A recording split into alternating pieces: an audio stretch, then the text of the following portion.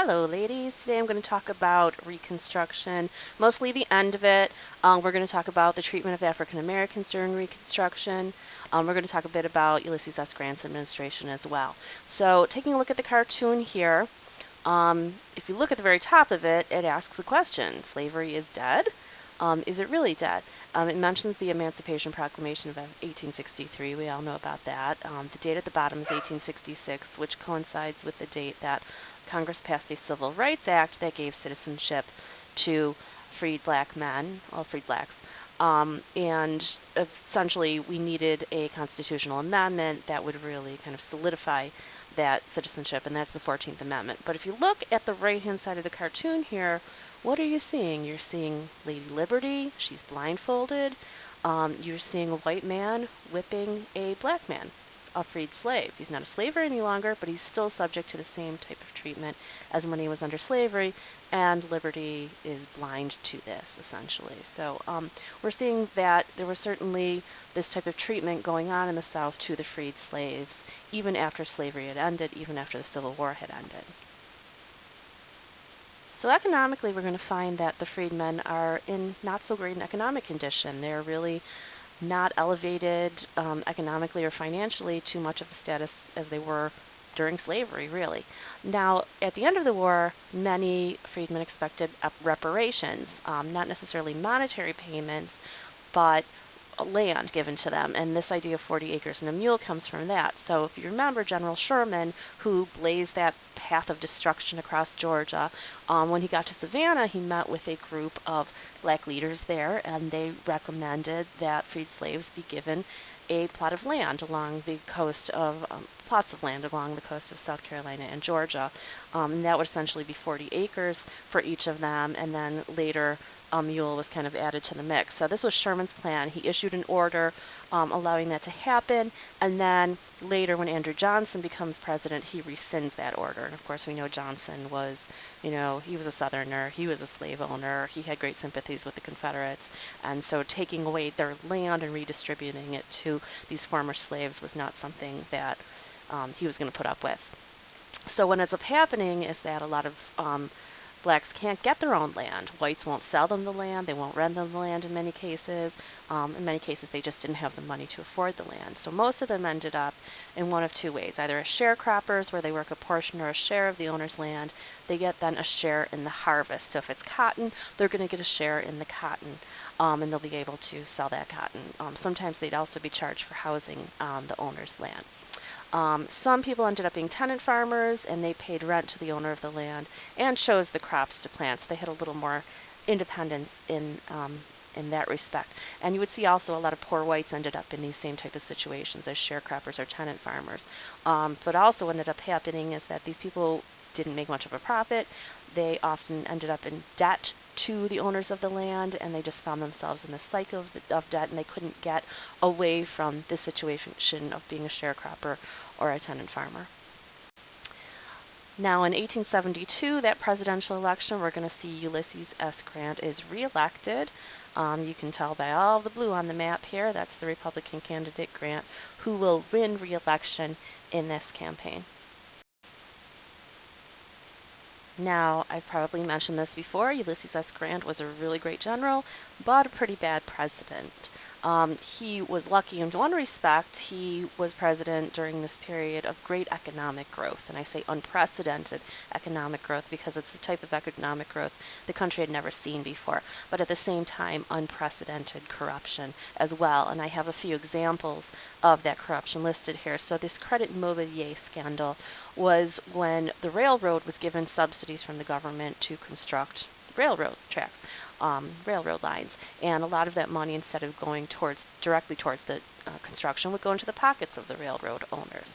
And people in the government kind of turned a blind eye to this. Another was the whiskey ring. So whiskey distillers, people who made whiskey, instead of paying the whole tax they were supposed to pay on that liquor, they would bribe federal tax collectors, paying them a smaller portion, and then the federal tax collectors kept some of that money for themselves as well. And then the salary grab was when Congress decided to give themselves a raise, a pretty big raise. If you can see there, 50% is a pretty large raise.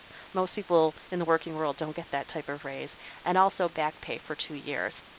The cartoon that you're seeing on the right, you'll notice Uncle Sam is kind of falling head first into this barrel, and this barrel represents all of these different scandals that took place while Grant was president. You don't need to know the nature of each and every one of these scandals, but do know that probably the greatest question you'll find about Grant's administration deals with the fact that it was riddled with all of these different scandals.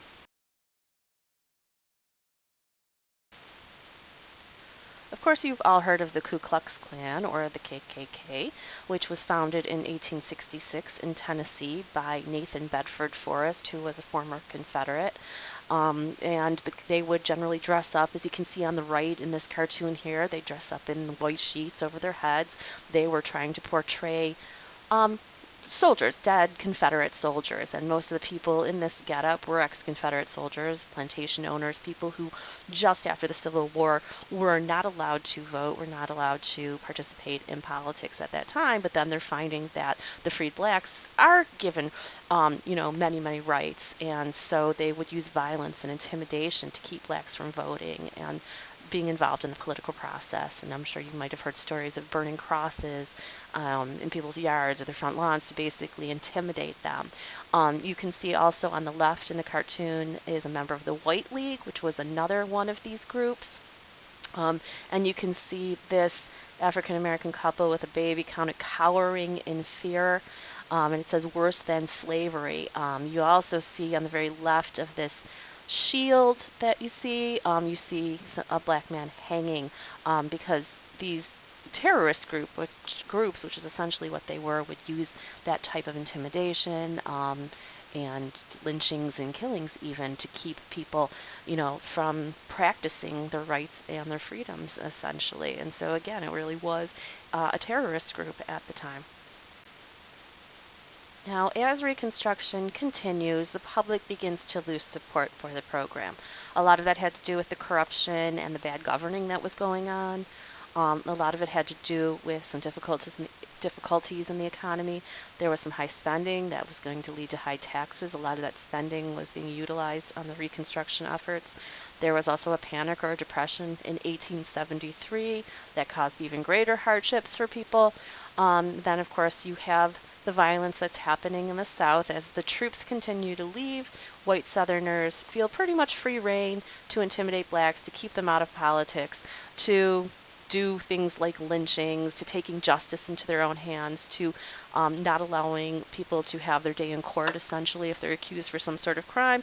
In some cases, they will just be the victims of vigilante justice. And then you see the Democrats returning to power. So few Confederates by the early 1870s were still banned from voting. Most of them had had that right returned to them, and so they will vote solidly Democratic. This leads to something in the South, something called the Solid South. It means that the South was dominated by Democrats for close to 100 years, essentially. After this, they would vote very strictly Democrat, especially in national elections. So we're going to see a number of Supreme Court cases in the 1870s that essentially are interpreting the 14th and 15th Amendments. And what's the 14th Amendment? If you said that gave citizenship to the freedmen, you'd be correct. And what about the 15th? If you said that gave voting rights to the freedmen, you'd be correct also. So these cases essentially interpreted those amendments. And you don't really need to know the nature of these cases, just be familiar with the names. The Slaughterhouse cases in 1873, U.S. v. Reese, 1876, U.S. v. Cruikshank in 1876. So they're interpreting the 14th and 15th Amendments. They're leaving control of civil rights essentially to the states, which that's not going to be a good thing down in the South. We don't really want to give control of black civil rights to the states, yet that's what ended up happening. And it basically limited the federal government's power to protect those rights. And we're going to see that the South really has free rein in taking away those rights for basically another 100 years. So in 1876, Grant has served 2 terms, so he won't be running again. Now, the Republican Party had really lost a lot of support because of the corruption during Grant's administration, because of the Panic of 1873. They did still have a lot of support in the North and the Midwest. Their appeal was to businessmen, some farmers, but the Democrats definitely controlled that solid South. So you're definitely going to see a battle between Republicans and Democrats here in this election in 1876. So take a good look at this electoral college map from the election of 1876. Okay, in the blue, you're seeing the Republican. The Republican candidate was Rutherford B. Hayes. The Democratic candidate, what you're seeing in the red, is Samuel Tilden. Now, the most important thing to take a look at is the pie chart in the upper right-hand corner here. Notice the electoral vote, 185 to 184. Nobody has a clear majority. The popular vote is pretty close as well. But who's going to decide this election? Think about it. You know this.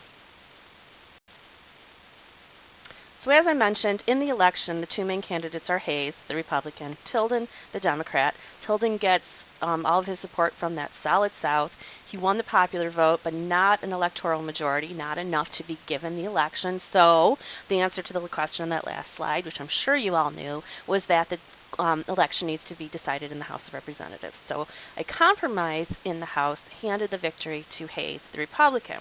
However, for their end of the bargain, the Democrats got the end to Reconstruction. So the Republicans have to promise to end Reconstruction in the South in exchange for Hayes winning the presidency. And you can see in the picture here that Hayes is taking the oath of office and being inaugurated as the president as a result of this compromise of 1877, which gives Hayes and the Republicans the presidency, but ends Reconstruction. So what the compromise entailed is that the Union would withdraw troops from the South that had been there since the end of the Civil War, occupying the South. Hayes would put a Southerner in his cabinet. The federal government would spend money on internal improvements in the South and provide a certain amount of local government back to the South, basically. And of course, you see pictured here Hayes with his spectacular beard. Basically what happened is when Reconstruction ended, it allowed those white Southerners to reverse any gains that African Americans had made during Reconstruction. There were a lot of local laws put in place, black codes were strengthened, Jim Crow laws were put in place, different ways of keeping African Americans from voting were put in place as well and remained in place for, basically 100 years after this point. Now, I had mentioned some Supreme Court cases earlier that came during Reconstruction, and I'm going to talk about some that happened after Reconstruction ended. There were a series of civil rights cases in 1883, and in these cases, the Supreme Court ruled the 13th Amendment had abolished slavery, but not discrimination. So the intention was not to abolish discrimination. It was not necessarily to make blacks equal with whites. It was just to end slavery. They also ruled that the 14th Amendment, which of course gave citizenship to the freedmen, gave Congress the power to outlaw discrimination by the states, but not by private individuals. So this really marks the end of federal attempts to protect African American rights until late in the 20th century as a result of the civil rights movement in the 1950s and 1960s. Of course, the most prominent of these cases is Plessy versus Ferguson from 1896. Now, what happens here is that a black man is arrested for sitting in a white railroad car. What's interesting here is that the man involved, Plessy, was he was biracial actually, and he was more white than black, and he could actually pass for a white man, but he made it known that he was African American, essentially, and so he was arrested for sitting in the car that was supposed to be for whites only. The court ruled in this case, and this is widely regarded as just one of the worst decided cases in American history, that segregation or separation of the races is legal as long as African Americans have access to separate but equal facilities. And in the cartoon you see here, it really illustrates the fact that these facilities were never equal, basically. Look at the lovely white fountain here on the left, and then look at what the blacks have here on the right. So obviously, everybody knew that these facilities were not equal. Yet this case remained the standard and remained in effect until 1954 when it's reversed by the Brown versus Board of Education case, which obviously we'll be talking about later in the year. So Jim Crow laws are not named after a particular person, but they get their name from a character who a white actor and singer portrayed basically in these traveling minstrel shows in the early part of the 1800s. And he portrayed a character named Jim Crow, and of course he did it in blackface, and he was basically kind of mocking blacks as he performed this way. And that was a pretty common form of entertainment, actually, throughout the 1800s and into the early 1900s, really. So this character, Jim Crow, came to be associated with these repressive laws that were passed at both local and state levels in the South that segregated African Americans. Examples would be separate facilities. So the railroad cars, like we talked about with Plessy versus Ferguson. Schools, of course, which is probably the most famous example, which will be overturned in Brown versus Board of Education in 1954. Drinking fountains, etc. You name it. Blacks and whites had separate facilities. And then poll taxes. So in order to vote, you either had to own property or you had to pay a tax, and a lot of African Americans did not own property, and they did not have the money to pay that poll tax, so they were not able to vote. Literacy tests were also put in place. They had to read and answer questions in order to vote, and sometimes these literacy tests were just insane. And we'll look at some examples in class of the questions on literacy tests, and you'll see just how difficult they were for people to pass. Now, in the South, they instituted grandfather clauses.